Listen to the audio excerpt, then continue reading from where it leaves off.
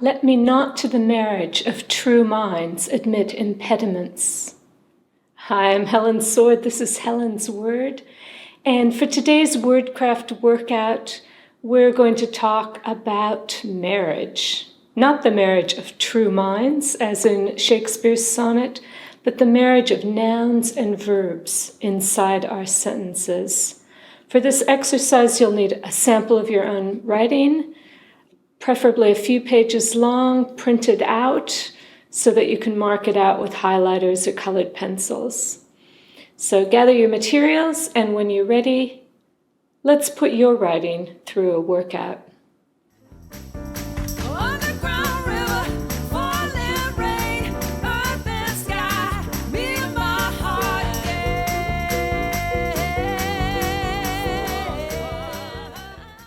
A sentence is traditionally defined as a word or a group of words that expresses a complete idea and that includes a subject and a verb. Just as a marriage between humans comprises two partners who come together to form a single legal and spiritual entity, a grammatical marriage comprises a subject and a verb that come together to create a single syntactical unit, a sentence. And just as in a human marriage, the closer these two partners cleave to each other most of the time, the more harmonious that union is likely to be. So our Wordcraft workout today is a deceptively simple one. We're going to take a census of our sentences to see whether our nouns and verbs are living in wedded bliss or drifting dangerously far apart.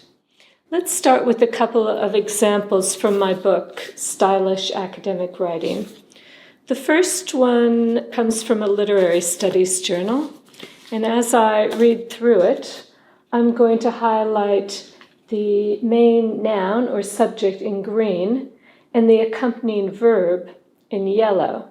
A number of artists, most of them with French connections, but with little else in common than their deep involvement in visual interpretations of literary masterpieces, have provided new settings for and found new meanings in Gertrude Stein's often hermetic texts. Actually, there are two main verbs here. The artists provided new settings and the artists found new meanings. So I guess you could say there's a bit of grammatical bigamy going on. The main point to note here, however, is the distance between the subject and the first of those verbs.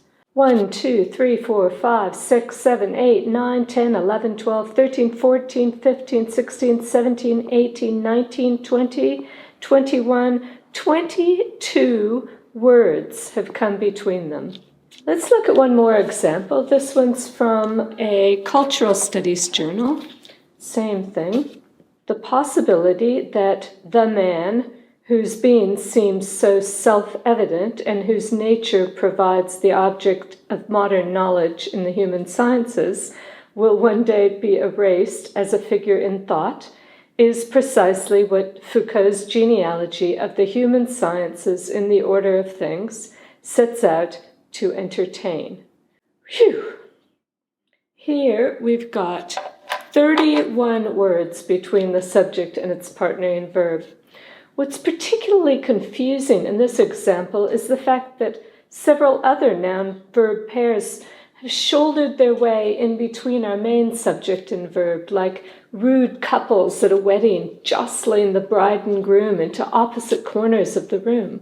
We've got the pairs whose being seems and whose nature provides, sandwiched between another separated couple, man will be erased. No wonder it's hard to figure out whose wedding this actually is. And when we do finally identify the bride and groom, they're a pretty drab-looking pair. The possibility is. There we have it, the burning heart, the core of this long-winded sentence. Woo-hoo, the possibility is. Right, now it's your turn. Here's your task for this Wordcraft workout. First, Choose a paragraph of your own prose to work with. Next, use colored pencils or highlighters to identify the main subject and verb in each sentence. And finally, count the number of wedding guests who are preventing the bride and groom from holding hands. That is the number of words between the subject and the verb. My personal rule of thumb is to avoid letting more than about 12 other words intervene between the subject of a sentence and its main verb. But every now and then I break that rule. I push my newlyweds apart with an intervening parenthetical phrase. Just as a strong marriage can sustain and sometimes even benefit from occasional periods of separation, I know that I can get away with testing my readers' patience and stamina occasionally, so long as I make things easy for them most of the time by keeping subjects and verbs close together. I'm going to end this Wordcraft workout with a few lines from a beautiful poem by Khalil Gibran. It celebrates the complexity of marriage. Let there be spaces in your togetherness, and let the winds of the heavens dance between you.